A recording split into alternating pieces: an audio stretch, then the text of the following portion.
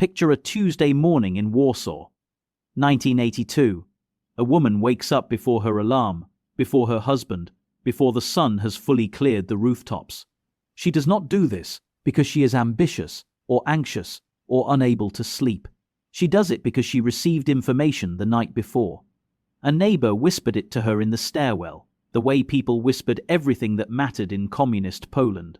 A shop on Marszałkowska Street was getting a delivery. Nobody knew exactly what, nobody knew exactly when, but something was coming. And if you were not in that line before it formed, you would get nothing. She puts on her coat and goes to stand in the cold and wait.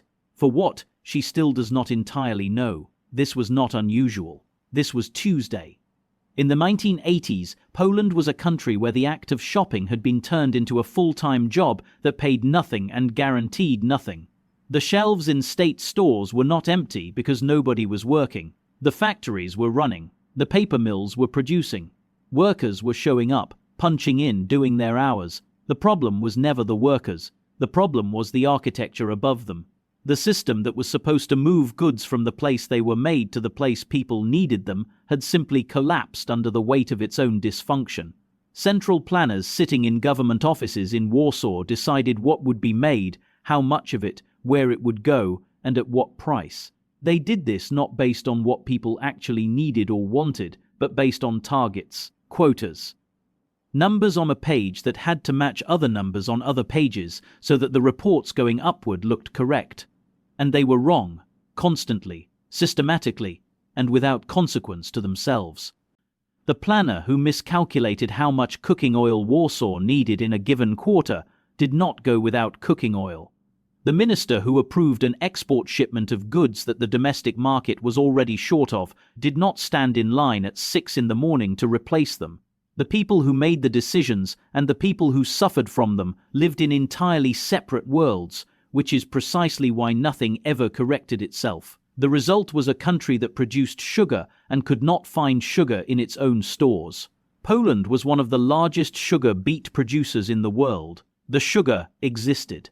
It was being grown, harvested, processed, packaged. But it was also being shipped into the Soviet system, traded against debts, funneled through agreements, made at levels so far above the ordinary citizen that they might as well have been made on another planet.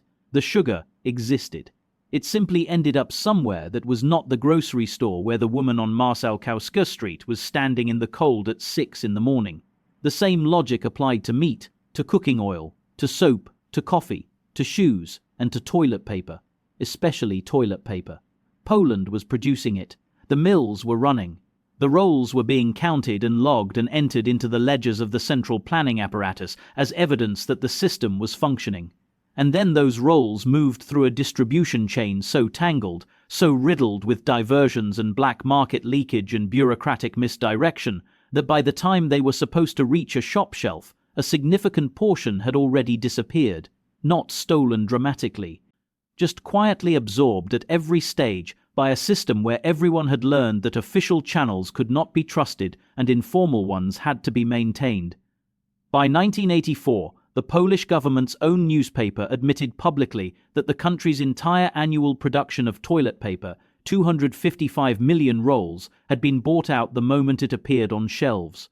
Not over days or weeks. The moment it appeared. The government's response to this was to promise Poles an extra roll per year to address the situation. 1 extra roll. The math worked out to roughly 7 rolls per person per year. That is approximately 1 meter of paper per day. Think about what that means in practical terms. Think about a family of 4. Think about a full year.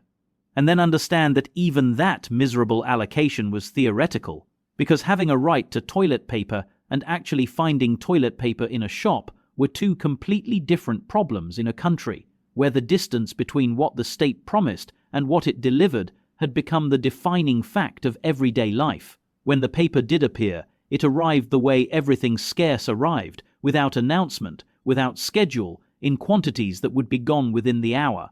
Word traveled through the informal networks that communist Poland ran entirely on. A woman who knew a shop worker, a man whose cousin drove the delivery truck. The information moved faster than any official channel because it had to. If you waited for the government to tell you something useful was available, it would already be gone. So people stood in lines before they knew what they were standing in line for. A queue would form simply because a queue existed, because in that economy, a queue meant something was coming, and something was always better than nothing. Committees organized themselves spontaneously on the street. A person was designated to keep a list of names. At intervals, they would call the names to verify who was still present. Miss the call, and you lost your place. People showed up before dawn and stood for hours in Polish winters, in coats and scarves and boots, holding numbers written on their hands, waiting for a delivery that might not even contain what they hoped for. And then sometimes, when the delivery arrived and the door opened and the count of available units became clear, the waiting stopped being orderly. Fights broke out in queues. Not theoretical disagreements. Physical altercations between neighbors, between strangers, between people who had been standing in the same line for 4 hours and watched someone cut in front of them when the roles were visibly limited. The tension that built in those lines was not just frustration. It was the tension of people who understood that if they did not get what they needed today, there was no telling when another opportunity would come. Scarcity changes behavior. It does not make people bad. It makes people desperate, which looks from the outside like the same thing but comes from a completely different place. The toilet paper that Poles did manage to obtain was itself an insult. There were 2 varieties. One was hard and coarse, closer in texture to sandpaper than to anything designed for human use. The other was thin to the point of disintegrating upon contact. When there was no toilet paper at all, which happened regularly and without warning, people used newspaper. Old issues of Tribuna Ludu, the official Communist Party paper, turned out to be useful for something after all. In December 1981, General Jaruzelski declared martial law. Tanks appeared on the streets of Polish cities. Soldiers replaced news anchors on television. Letters arrived already torn open, stamped with the words censored. Traveling between cities required government authorization. And through all of it, the shortages did not ease. They deepened. Toilet paper, light bulbs, shampoo, coffee, cheese, underwear. All of it appeared in stores only unpredictably, only briefly, only for those with the right information or the right connections, or simply the luck to be walking past at the right moment. A black market ran alongside the official one, as it always had, as it always does when a government tries to pretend that goods can be allocated by ideology instead of by supply and demand. Someone who worked in a warehouse knew what was coming in before it hit the shelves. Someone who drove a truck could divert a portion of a shipment.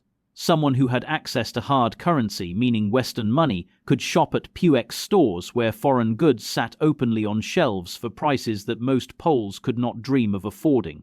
The system the government built was not just inefficient, it was actively generating an underground economy that the government then prosecuted people for participating in, even as participation was the only way to live with any reliability. Those who got toilet paper sometimes wore it home, not tucked in a bag, not hidden. They threaded the rolls onto a string and hung them around their neck or over their shoulder, carrying them through the street in plain sight. This was partly practical. Bags were also in short supply. But it was also something else.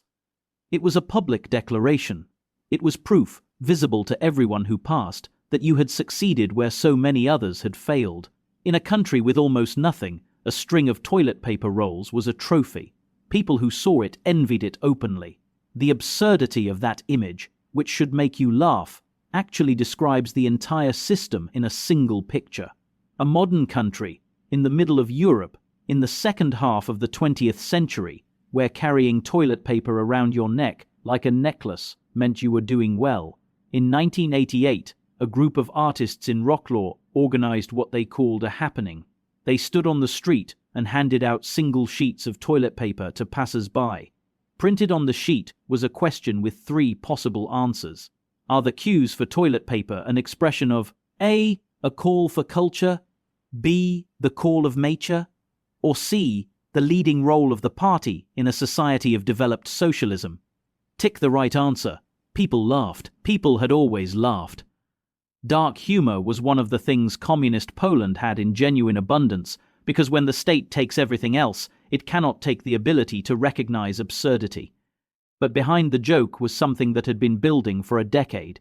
The quiet fury of people who were producing sugar they could not eat, paper they could not buy, goods that filled the quotas in the government spreadsheets and never reached the shelves where they were supposed to appear. 2 years after that happening in Wrocław, Poland held its first partially free elections in 40 years. Solidarity won every contested seat. The woman who stood in line on that Tuesday morning in 1982, in the cold, for goods she could not yet name. She was not making a political statement. She was trying to take care of her family with the tools she had available. But in standing there, in surviving, in finding ways to get what her children needed from a system that was designed to provide it and consistently failed, she was part of something that the government never found a way to count or contain. The daily resistance of ordinary people refusing to let a broken system have the final word. The shelves of Warsaw are full now, have been for 30 years, toilet paper in every variety, every texture, every color.